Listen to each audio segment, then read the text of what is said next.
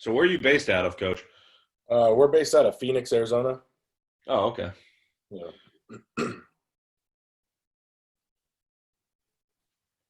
I've seen some of the stuff online. It looks pretty cool. Yeah, it's something that as a former NFL player, we just are just dumbfounded that we weren't taught this when we first started playing football, and it's catching on like wildfire at all the levels, and Yep. it's just been a cool ride so far, and excited to where it's going. Yeah, it's extremely important really for not just, NFL, but for youth levels almost more than Yeah, anything. absolutely. I mean, the youth and high school market is probably our biggest demographic, and the attrition that they've seen over the past decade.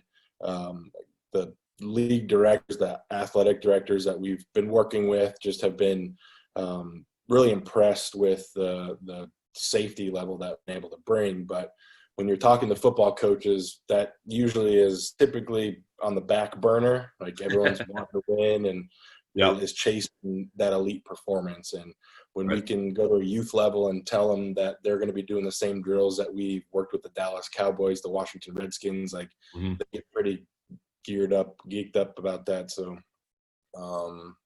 I've turned down a lot of high school, college, or high school head jobs, college assistant jobs to stay doing this and to hopefully have a lasting impact on the game of football nationwide. I think is pretty special.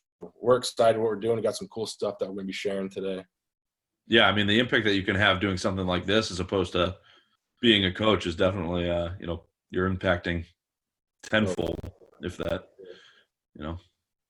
All right, guys. So we got some people in here. I know there'll be more rolling in probably over the next 5 or 10 minutes as we get started. So I'm going to introduce here Mike Pollock. He's a former NFL offensive lineman and director of training at Tip of the Spear. So Coach is going to talk about forced deflection base blocks today on the line of scrimmage. So Coach, we're really happy to have you here. Really looking forward to this talk, and I'm going to turn it over to you now. awesome. I appreciate it. And if everyone watching, thank you for spending some of your Saturday with us. My name is Mike Pollock. I'm the director of training with Tip of the Spear. We are a group of former NFL players, and we have comprehensive programs that teach all contact skills at all levels of the game of football. So we're a performance program, but as you can see on the screen, safety through superior technique is kind of the end game. Whether you're a high school coach, a youth coach, the attrition in the sport over the past decade it is not trending in the way we want football to go. And you see all these crazy stories about the dangers of concussions and all that, and I get that. I've had my fair share. But what's awesome about this program, it's a performance-based program, but has safety aspects. It was created by former NFL player Scott Peters, who is now the assistant offensive line coach for the Cleveland Browns. He was just hired this past offseason. He was originally supposed to go out there and work with their offensive line coach, Bill Callahan, to be teaching the same stuff that we're going to be talking about today. And their new head coach was so blown away with the program Scott laid out for them that he hired him on staff. And Scott's never coached high school, college, or at the NFL level. So to bring a guy off the street with no previous coaching experience to the NFL is just a testament to this program. So today, I want to go through a couple of items and then have a free offer for you guys watching that you can take advantage of. So I want to go through some of the traditional contact philosophy when we're talking about offensive line and traditional base block instruction, introduce what we call forced deflection and how we can apply it to base blocks on the line of scrimmage, show you some skill development drills that you can start to work with your players. Obviously, right now we're dealing with some strange times, but the great thing about our program is we have so many resources that your players can do this stuff on their own with another teammate. It's just another way, a different way to look at how we develop contact. Contact is by far the most important skill in football, but it's the most underdeveloped. And Scott's done a tremendous job creating this program. And just a tiny brief story of how it got started, and then we'll get into the kind of the meat and potatoes. So when Scott was with the Cardinals at the end of his career, he was rehabbing an ankle injury and needed to stay in shape, obviously, and he got into some Brazilian jiu-jitsu. And whether or not you're familiar with like the MMA world, it's a lot different than how football players approach them. Being offensive linemen and myself, we're taught to be bigger, faster, stronger, badder than the dude across from you so you can beat him up. But Scott got into this world of jiu-jitsu, and Scott could bench way over 600 pounds as an NFL lineman, gets into this realm where he's bigger than this across from him, but he was getting his butt kicked by guys twice his age and half of his size, and he didn't understand why that was happening.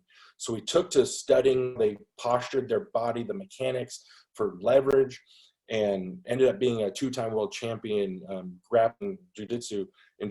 And we said, wow, like I can create something to take this back to football. And so he created a program, went up to the University of Washington around 2012, 2013, and worked with his old college coach who was coaching the O-line up there, spent a couple of weeks training some of the same drills that we're going to talk about. And they went on to have their best statistical year in school history, rushing yards, points scored. They were number 2 in the nation in sacks. And the coaches attributed a lot of their success to how violent their players were playing with their hand. But the cool thing was that about a month after the season, he gets a call from the head athletic trainer, and she said, "Sky, I don't know if you know this, but we had 0 concussions this year. And if you guys have played college football or beyond high school, that's incredible to hear that a Division I program had 0 concussions, and it was due to how they were using their hands and not sustaining those hits to the head." So really excited that you guys are joining along today. So let's get started. Like many of you, I was taught this, what we call horizontal mentality when we're talking about contact, blocking on the line of scrimmage. So what that means is you're trying to attack your opponent on a linear plane, a horizontal plane. You're taught to run off the ball, take a power step, a lead step. You're going to go attack with low pad level. You want to be as physical, and you want to drive. You want to push and drive your opponent backwards. Well, there's some success. Obviously, this has been involved for a long, long time, but I want to kind of go through some of the inefficiencies that lie in this philosophy. So the first thing is when you're attacking on a linear plane, we've all seen the chutes and the boards.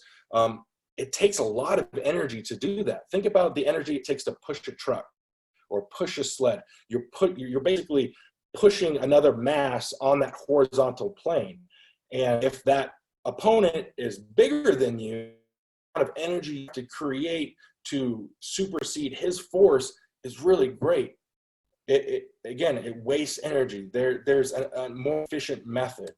Also, by taking those lead steps, those long drive, whatever you want to call it, when I step at my opponent, I disable my hips. And I know I still have PTSD over the amount of times coaches were yelling at me to use my hips. But if you're talking about pushing and using your hips, those are 2 different mechanical processes of the body. And so one thing we ask with a high school, college, or NFL player, we say, how many of you guys can bench press more than you squat? And nobody raises their hands because the body is built in a manner where the hips can generate more power, more force than any type of strength you can muster with your upper body.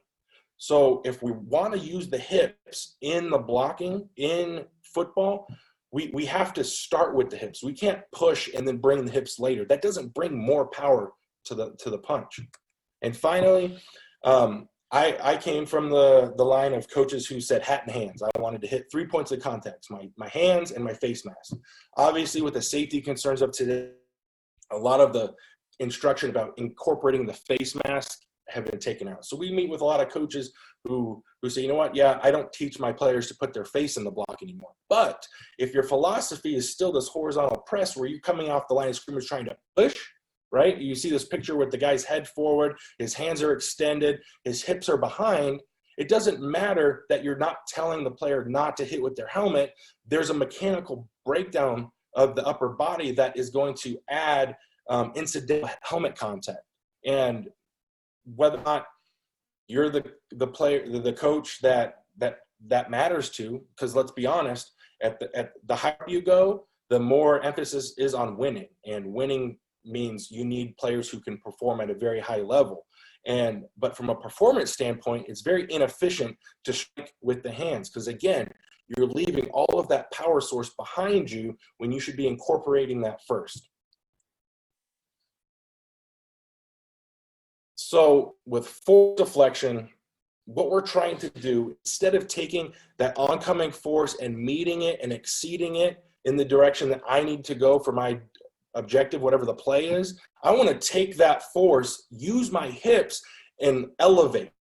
I want to lift that oncoming force. It allows me to incorporate all of my hips, all the power I can create from my hips, but also I use my hips, the way our body is mechanically made, when my hips come through, my helmet is actually pulled away, right? When I use my hips, my helmet is pulled backwards. So your helmet is included in it from a safety perspective, but you're bringing more power to the fight because your hips create so much more power. The other thing is, when you take a lead step at somebody, the higher up you go, you're going to face a lot of defensive lines who slant and move and pinch and blitz, and there's all this movement that occurs. If I take a lead step, if I'm a guard and I take a lead step at a 3 technique and he pirates inside, I'm going to have a hard time adjusting to that. So if I can stay square, I can adjust my feet, I can adjust my power source a lot more efficiently, a lot more effectively if I introduce force deflection in the equation. As we get going, if you guys have questions, I know the chat box you can add them into. I'll try to get to them as I can. But like I said, force deflection. So what we're doing is imagine you're in like a 2-point stance. You've got a little bit of a forward tilt with your head out in front of your feet. You're in a pretty nice position of strength there. Now, if you just stand up and you change the elevation of your spine angle from kind of that forward tilt where you get your head over your feet, you're not as strong. So what we're trying to do is we're trying to take, by the process of using our hips and our hands as being like the conduit for all this power, we're trying to lift and elevate that spine angle of our opponent, and then we can manipulate it on the objective of the play.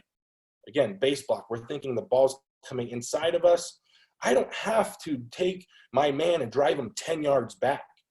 That doesn't necessarily help me as much as taking him in a lateral fashion. And it's a lot easier to manipulate a man laterally if I elevated that spine angle. So some of the key points here that we get into is I need to maintain that square base if I want my hips to come to the party. Think about in the world doing hang clean.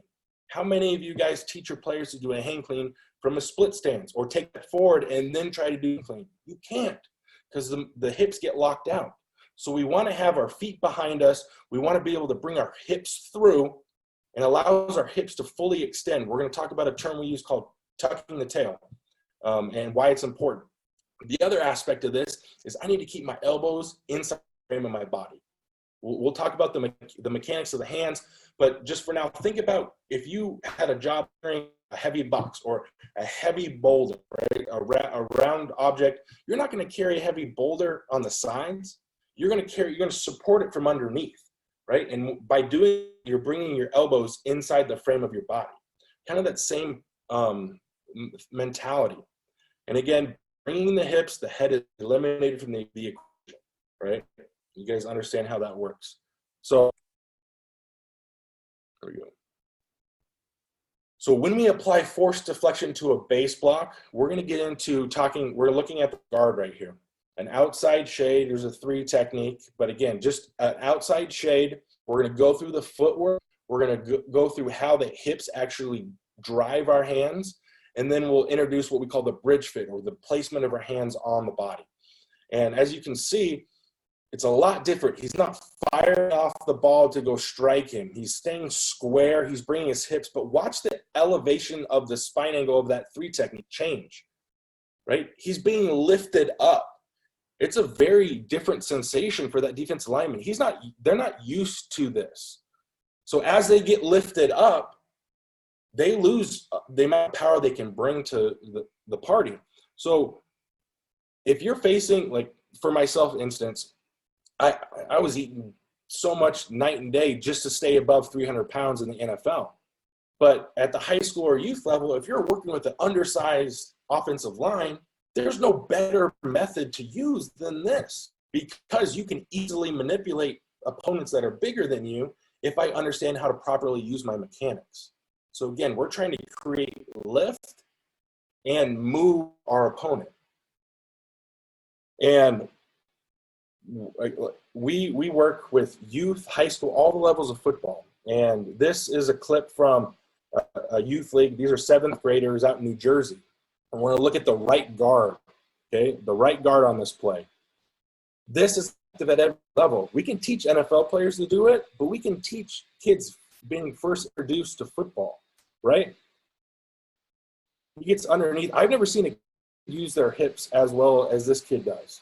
And they sent us this clip, and they were just blown away. This guy got moved back a bunch of yards. They start with a double team. It's a gap scheme play, but the idea is you can get younger players to learn this as well. So let's talk about the footwork, okay? I tell you how many times I've heard what's more important, the first step or the second step, the first step or the second step. There's not a right answer. It depends on who you're blocking, what the play is. But let's go through what we call these steps, okay? You can call them whatever you want. The terminology, the verbiage you use, that's fine. But understand what each step is doing. That's the important part. So our first step, we call a brace step. So my first step, I'm going to be taking, maybe you call it a jab step or a slight bucket step. But what I'm trying to do is I start squaring the line of scrimmage. My opponent is offset. I need to take that brace step, so aligning my body on the path to hit them on a square manner. Imagine 2 soup cans making contact, right? I don't want to just graze off the corner. I want to make contact on a specific part of my man. I don't want to hit them down the middle. Our aiming point for this is the inside ear of that shade who's outside of us. Okay, so our first step, a brace step, puts us on the path. And then the second step we call a pop step. All we're doing is squaring our hips back up so we can uncoil our hips and strike the man and finish the play. So again, first step is brace, second step is pop to square the hips. Sometimes you don't need a second step. You may have such a tight shade on you. If you 2 steps, you've just gone past your aiming point of that ear. So telling a kid, oh, you make contact after the second step, sometimes that's not the case. So understand you may not always use a second step. Sometimes you may need more steps. Imagine a tackle going out to a wide 5 or maybe a 7. He's going to brace, pop, and then notice there's still a lot of distance left between himself and his opponent. So I'm going to have to close that space. Well, there's 2 ways to close it. If there's a lot of space, I'm going to foot fire. We call foot fire buzzing your feet on your insteps to close that distance. He's coming at you, you're closing to him. And then if I'm going to make a guy a little bit tighter to me, I'm going to use what we call a teeter. Now, the teeter is really the missing link for a lot of coaches in getting kids to use their hips properly. And so think of the teeter in a couple ways. So imagine if I'm coiled in my 3-point stance and all of a sudden I explode up with my hips, just my hips go up. It's kind of the similar mechanics of kind of a squat rack. All that hip energy is going to go up. I need the energy to go out at my man. So the teeter is a subtle weight transfer forward. So think of the process from start to finish. We're going brace step, pop step, teeter. It's a slight, a subtle weight transfer forward. Another way to think about it is imagine you're at the edge of a swimming pool and you're just going to rock and dive forward in. There's that moment right before your heels lift off the ground where you have 3 decisions to make. You have a decision to make. You have 3 choices. The first one is I can just continue to fall on my face. We don't want to be on the ground.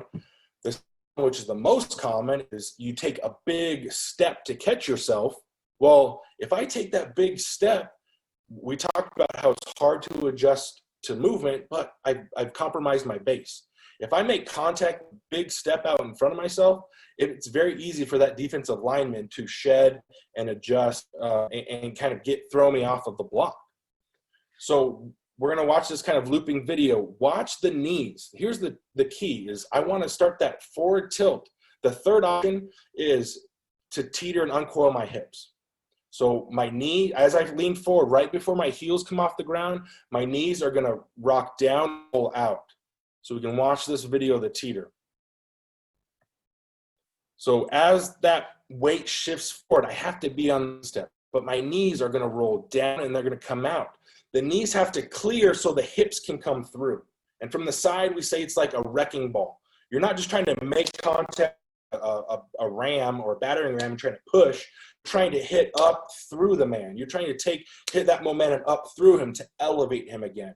And the last aspect of this is during this process, so my hands out of my stance, right? If I'm in the left guard, I'm going brace, pop, teeter. My hands have to come together. We call it guard posture, playing with our hands out in front. Stemming from the MMA world, fighters hold their hands up here to guard their face. I get it. I wouldn't want to be punched in the face either by some of those guys.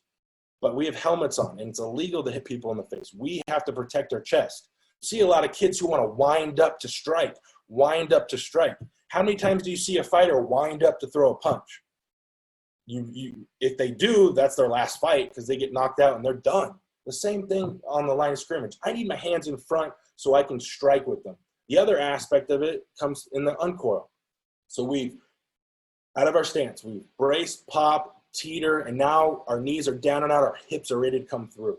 We have to stay on our steps the whole time. And as the hips come through, our toes are going to actually widen out a little bit. We've got cleats on the grass, they're still going to widen as the hips come through. Now, the important part is our hips rotate. We have to, what we call tuck the tail. So imagine a tail sticking out of your butt as the hips rotate through. You're trying to get that tail to point to the ground. You want it to point as close to the ground as possible. Because what it does is first, it gets every ounce of energy out of your hips into your block. But the second thing it does is it protects the lumbar spine from hyperextending. So a lot of the critique around what we do or how we teach contact is, oh, you hyperextend the back. That's not the case. We have yet to see it because coaches are teaching players to tuck the tail. You protect the lumbar spine by having that posterior pelvic tilt.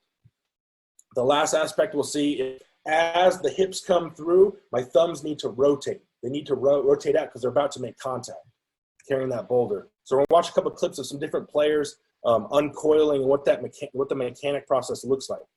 So here's an Oklahoma drill. This was actually when I was playing with the Bengals.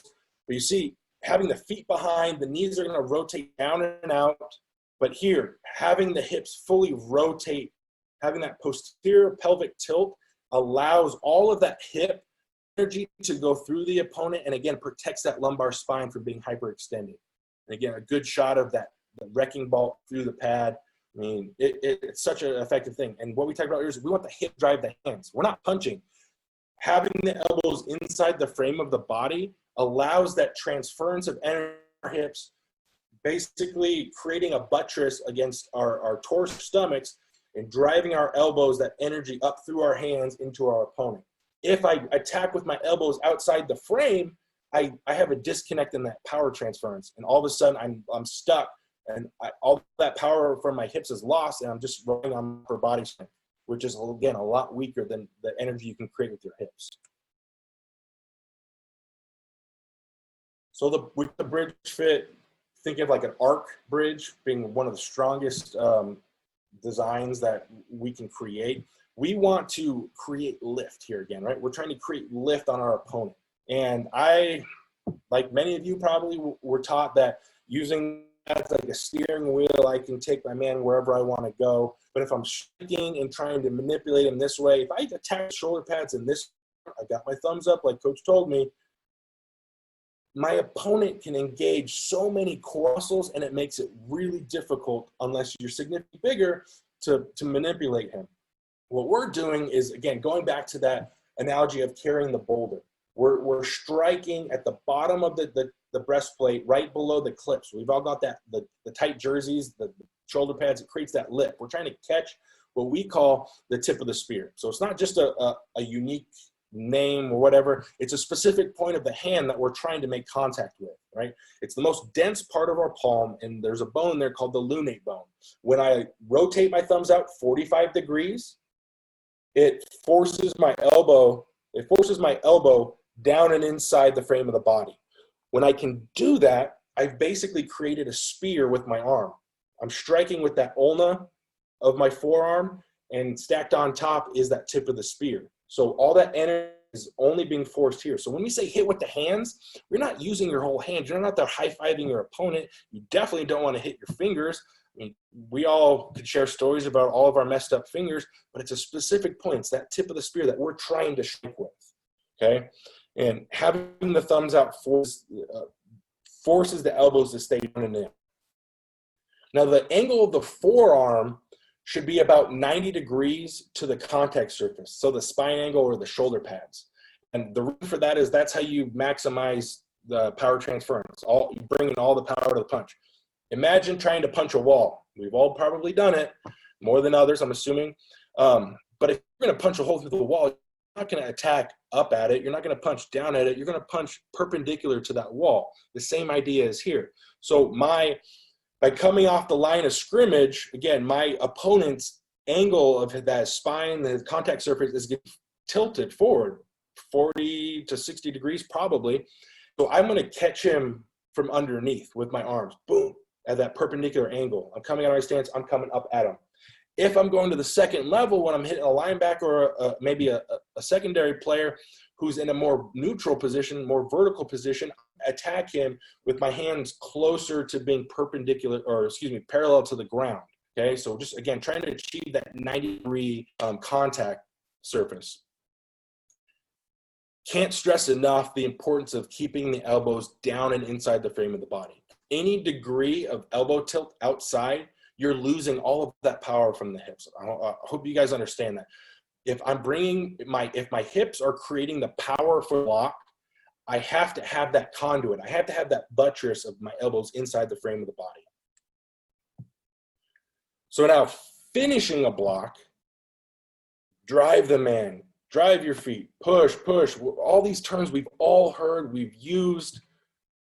When you try to finish a play by adding pressure up top, you're leaving your hips out, you're bringing your head closer, and it creates an unstable base. Okay, again, unless you're significantly bigger than the other person, you're going to have issues sustaining blocks if I try to finish from up top. So what we teach a term called close and climb. We want to close our hips, bring our hips to our opponent's hips, and bring our feet to our opponent's feet.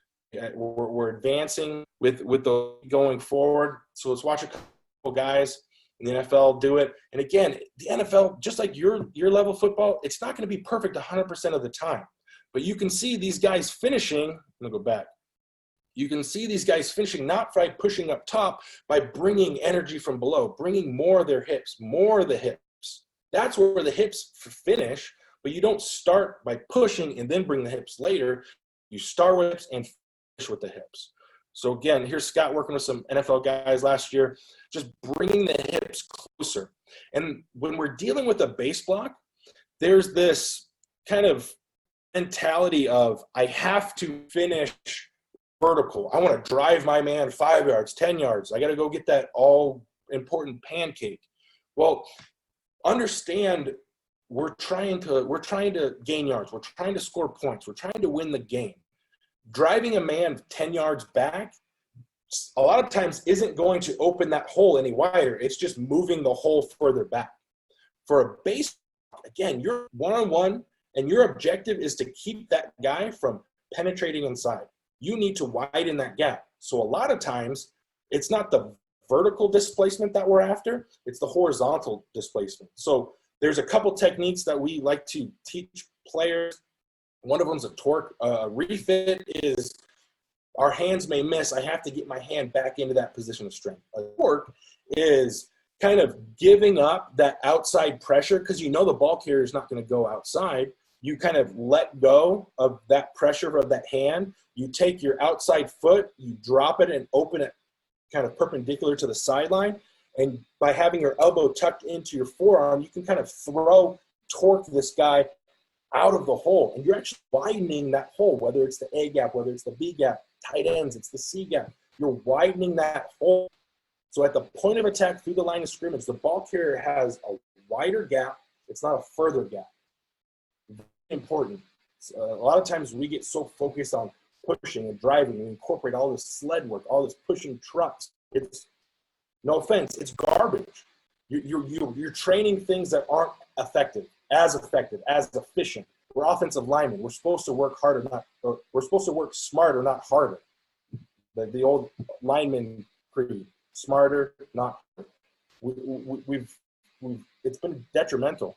If you can widen that hole, man, those running lanes for that running back just explode.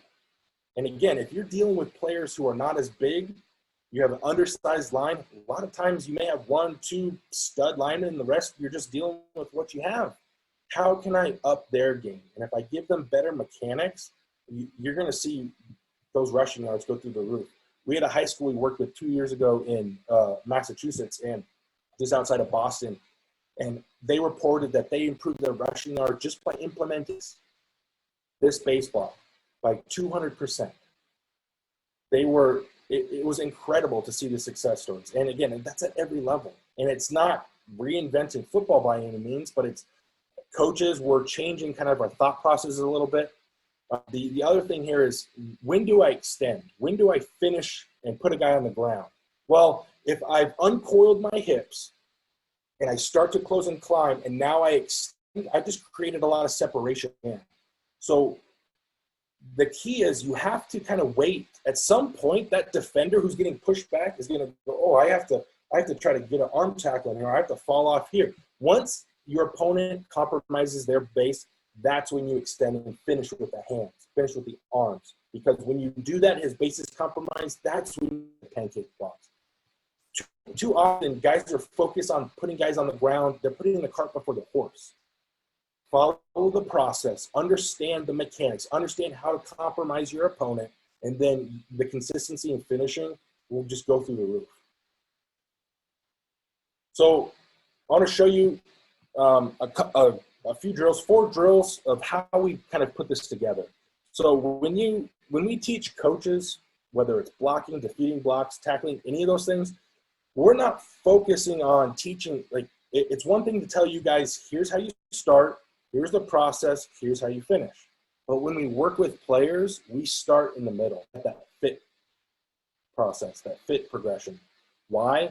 I didn't play football until I was a freshman in high school. Put on a helmet. Coach taught me how to get a 3-point stance, blew a whistle. He said, go kick that guy's ass. Stepped at him, launched him.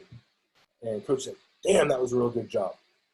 Was it a good job, or is it just a byproduct of me being bigger? I didn't necessarily feel like I was good. So how do we get good at contact skills?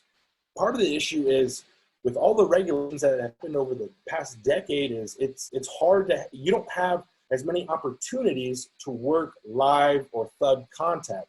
And when you do, is your player more focused on, oh, my steps weren't right, I didn't use my hips, my elbows layered out, coach? No, it's generally result-oriented, meaning I hear the play in the huddle, I go to the line of scrimmage, I did my job or I didn't do my job, and then I go back to the next play. And so that moment of contact, the confidence isn't there, the consistency isn't there, because they haven't developed what it feels like to use the body for contact. So this progression, we have 4 drills. The first one is called fit to uncoil. So what we're doing here is we're starting in that fit position. Here's Scott on a goalpost pad. You can do it against a hand shield. You can do it against a body. We like to work with partners, just shoulder pads and no helmets as much as we can, just because we get the handles. Maybe in pre-practice, you can pop the helmets off. You can take the jerseys off. So you can show your kids where the hands go so they can see, oh, my hand slipped off. Got to get it back to that point. The fit to uncoil drill is all about learning how to uncoil the hips. It looks really dumb, but again, we're trying to take baby steps. We're trying to take the skill of blocking and dissecting it down. If you think about MMA, if you guys know anything about that or follow UFC, when a guy is getting ready for a fight, he doesn't spend a lot of the training time in a ring sparring against an opponent. He spends more time drilling specific techniques, layering them together, and then he tests it in the ring with a partner. That's kind of the same process, that we want to break down the objective into smaller skills and get really good at that. So when the live contact occurs, I'm confident that I can use my hips. I'm not going to rely on being lazy with my head. And that, again, whether or not you agree or disagree with some of the regulations, and each state's different. There's some states that still you can do full pads in spring ball. There's some states that they're like, spring ball, what is that? We haven't had that in a decade.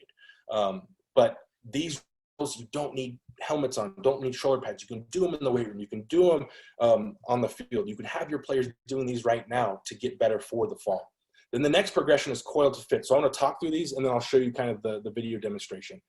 So the coil to fit is, now we're going to start from a 2-point coil. Now we're going to learn how to teeter and uncoil and use the hips to drive the hands into the pad or the partner.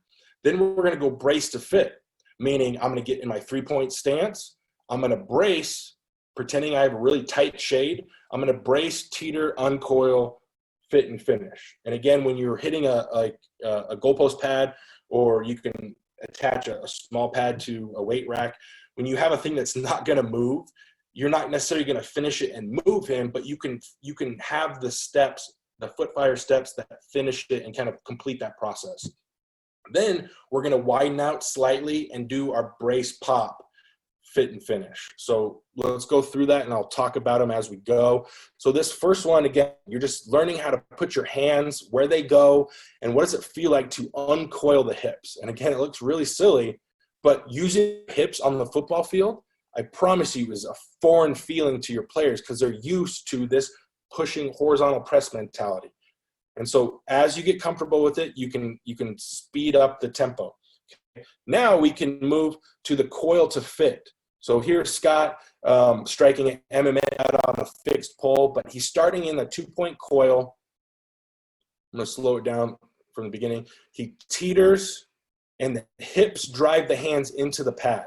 Okay, the hips drive the hands into the pad.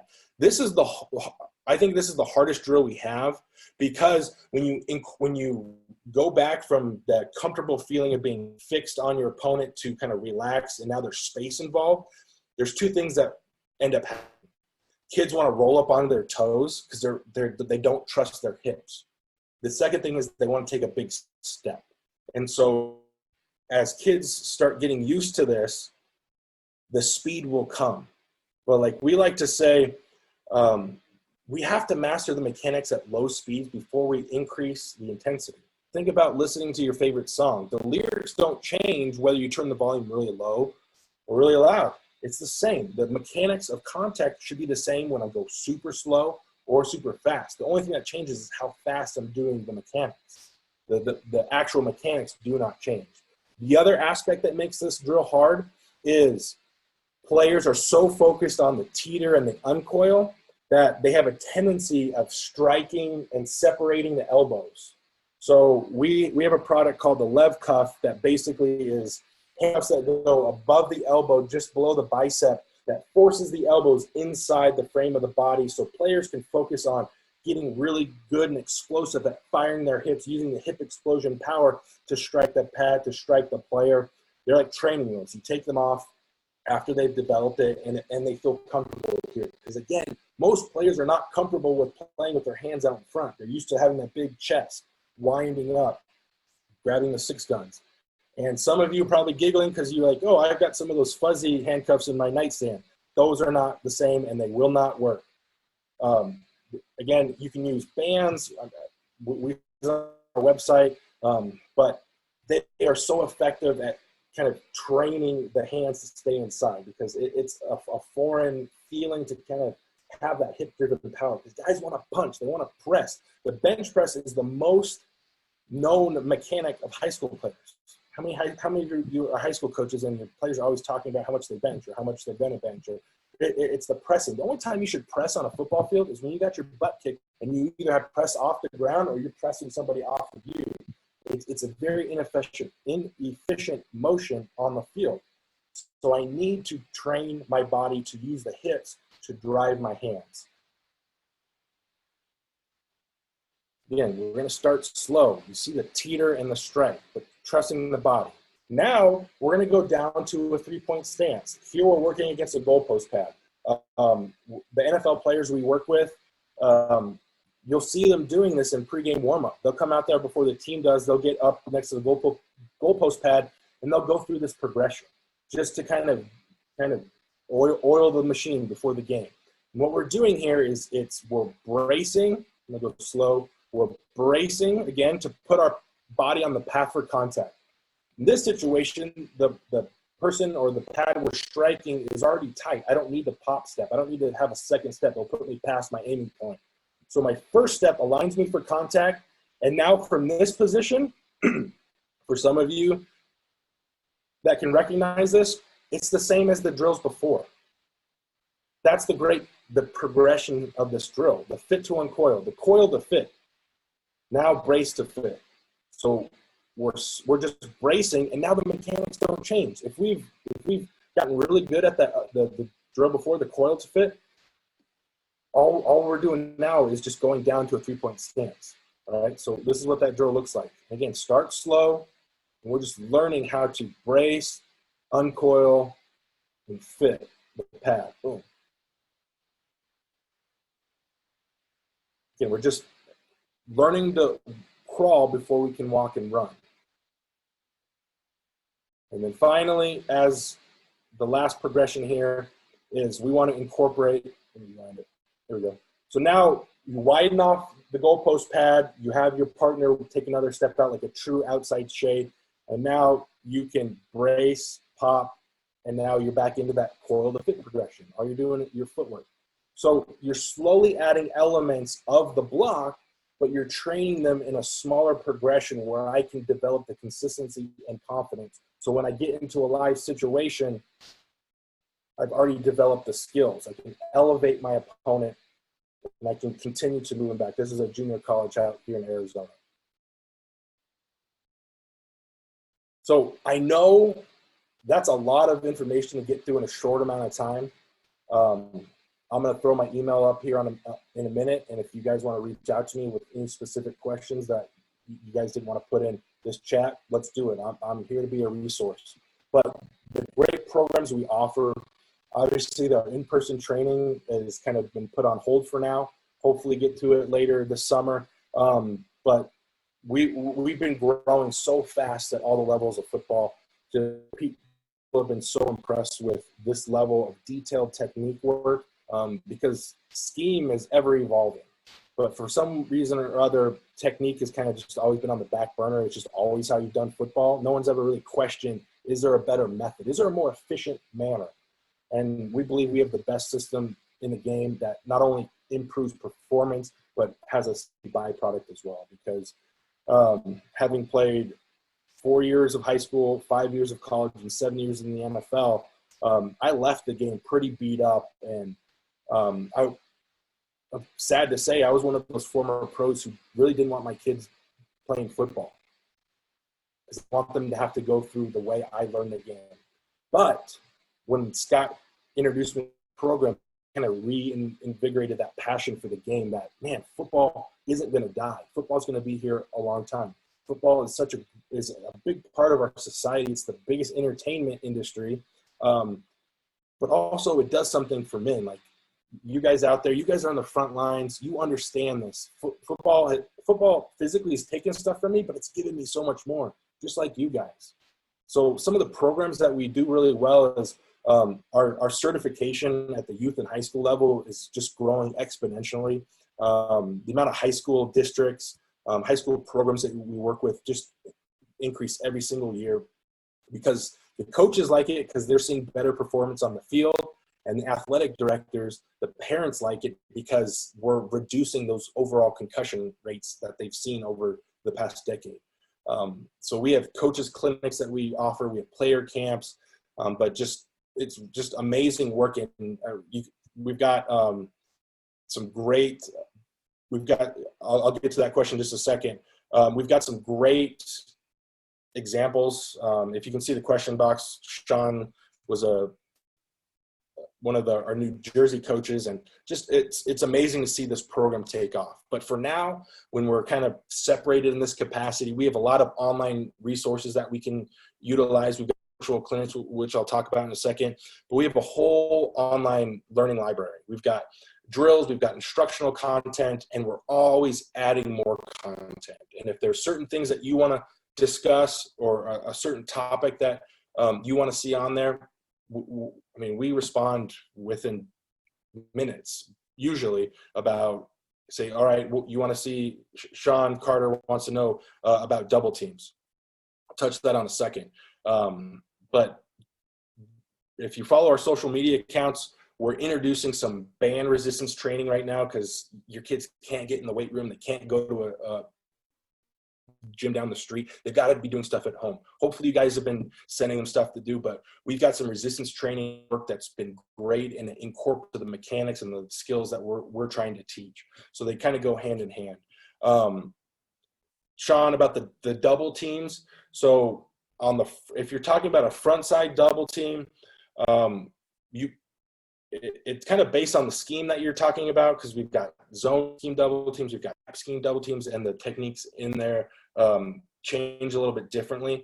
But with the gap scheme, either gap scheme or zone scheme double teams, what we need to try to do is focus on being able to get comfortable striking contact, but keeping our eyes at the second level. So whether it's the youth level, the high school league, or the high school level, that's typically the biggest issue we see, because we can get into the weeds here about double teams. But for the most part on zone, you have an entry point, an initial entry point, and then a potential cutback.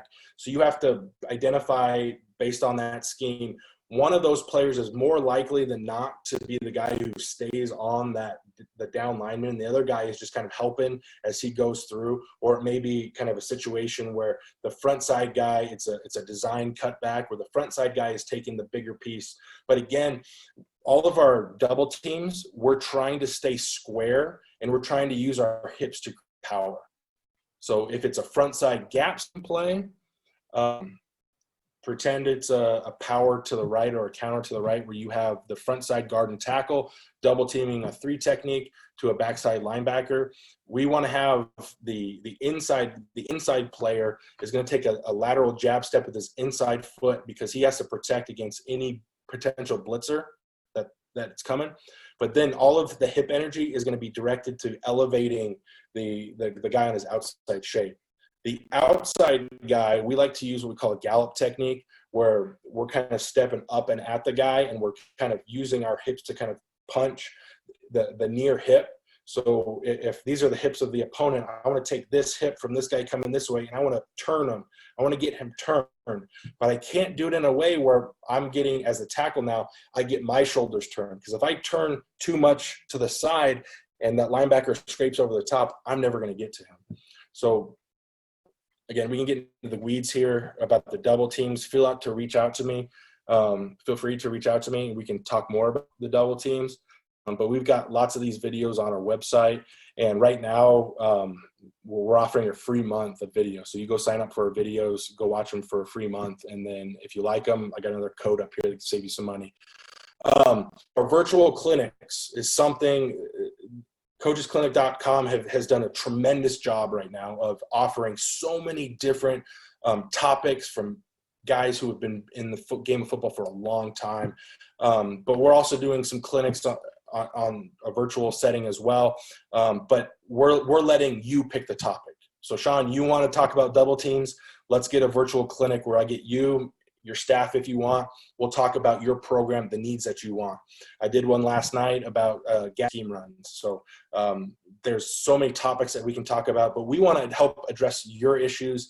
And we're going to do a free virtual clinic drawing for you guys online. We just asked, we're going to be picking from people who complete these steps. So we'd like you to follow us on Twitter. My handle is Mike_Pollock, AK, not CK. Take a picture of this if you want. Tip of the Spear Football is our Tip of the Spear account. We're constantly during this time, we're adding resistance band workouts. We're showing clips from clinics we've done all over the country. So we're always dropping some free content on there that's just cool to follow us. Some of the work that we've been doing across the country. Retweet. This morning I put up a post about this clinic. If you retweet it, add a comment of something maybe you learned today, something that you can take back to your program, and then go on our website, tosfb.com, and then at the bottom you can sign up for our newsletter. if you do those 3 steps, we're going to be picking guys. I know replay this for a while. We're going to wait till next Saturday to kind of pick some coaches, and we'll get in touch with you through Twitter or through the email that you sign up on our website. The newsletter we put out, again, free content. There's always coupon codes for our videos that go on there. Like I said, Scott Peters just got hired for the assistant line coach with the Browns, and we've got some cool stuff in the works that are going to be coming to our newsletter. So just it's not something that you're going to see every week and that's going to go to your spam accounts. It's going to be a monthly newsletter, just kind of keeping you up to speed with some of the most current trends in teaching contact skills. So I hope you guys take advantage of that, because the virtual clinics, we've just been bombarded with how much success they've been. Coaches love it. The opportunity, again, it's great. You can come on this platform and kind of see, oh, this interests me, this topic interests me. But at tip of the spear clinic, you get to make the decision on what we talk about, what we discuss. How do we make your program better? And finally, like I said, if you go on the website, you sign up today, you get a free month of those videos. Go check out a free month. And I promise there's going to be a ton of stuff there that you're going to go, wow, this is going to make my team better this year. If you like it, drop in the code MPVideo10 and save some money for future months. Like I said, we're always adding content to that. And if there's something you want to see us cover that isn't in there, which we'll always get, there's my email. Okay. Didn't put my phone number up there because I don't need texts at 2 a.m. asking to be picked up from the bar, but feel free to reach out on my email. Ask me any question that you want. It could be about offensive line. It could be about any side of the ball. We've been doing this for a long time. Been working with a lot of good people to make a comprehensive program that's really affecting this game in a positive manner. And again, if we can improve the performance, if we can make better football players, we're going to have a better football game from the safety component. We're going to have less concussions. And I'm so sick of seeing these studies done by Boston University about, oh, this is how dangerous football is. Look at all these brains. Well, you're using data from 40 and 50 years ago. The game has never been safer than it is today, but we can continue to preach that message. All of us have a hand in that. So thank you guys for taking a part of your day to come listen to me talk and ramble. But really thank you guys for what you do. Whether you're a youth coach or a high school coach or beyond, the game of football impacts, it turns boys into men. And it gives us, whether you win a championship every single year or you go over. I mean, I've been on teams that have gone to the Super Bowl. I've been on really, really bad teams. And I have learned life lessons from all those years. And so what you guys do on a daily basis, you don't get enough credit for it, but you're offensive line coaches, so you're not expecting that. But thank you guys again. And if there's any other questions, feel free to drop them in. Hold on, we got one more. Let me see.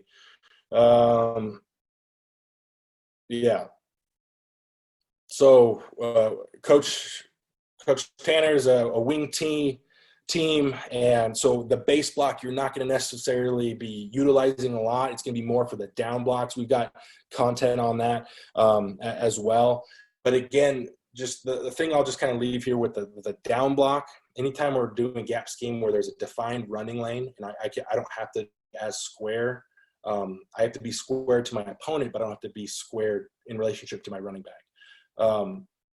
The thing with down blocks is most coaches teach it as like the kill shot, right? This is the time I'm going to get a pancake. Well, when I have that mentality, my goal should be I want to get as many yards as possible. And when I try to be overly aggressive to go kill this guy on a down block, I have a tendency of doing two things. One is I have a tendency of stepping under myself. And if I just step underneath myself and I don't change my posture to the man, I'm giving him a head start. So the first thing on a down block, I can't allow penetration. It's very typical of doing. The second thing is I have a high tendency of leading in with my head. Obviously, safety concerns there, but if I go guns a-blazing with my head forward, and now that defensive player tries to go over the top, I'm going to be stuck, probably falling on the ground. So again, using that brace pop relationship where I'm going to brace to kind of align myself to that inner ear. Now I'm going to go with that pop step to square my hips. My hands aren't going to be in a bridge fit. We got a video in our library kind of dissecting it a little bit more, but what my hands do is a little bit different, and I would love for you guys to go check it out. It's a free month. Go on there, and if you're like, wow, this is terrible, then cancel. But I promise you, there's going to be stuff on there that can make your team better. And so I really appreciate you guys again. And if there's any other questions, feel free to drop them in the Q&A box. And if not, I hope you guys have a great day, and hopefully we can get back to some football pretty soon. But it's nice to at least for an hour take our minds off of what's going on in the real world and talking about the game we all love. So appreciate you guys. Coach, thank you very much. We really appreciate you taking the time to sit down. I was really interested in a lot of what you had to say today, so that was really good stuff. Definitely learned a lot. Guys, coaches out there, definitely make sure to check all this stuff out. So thanks again, Coach. Really appreciate it. Awesome. Take care, guys.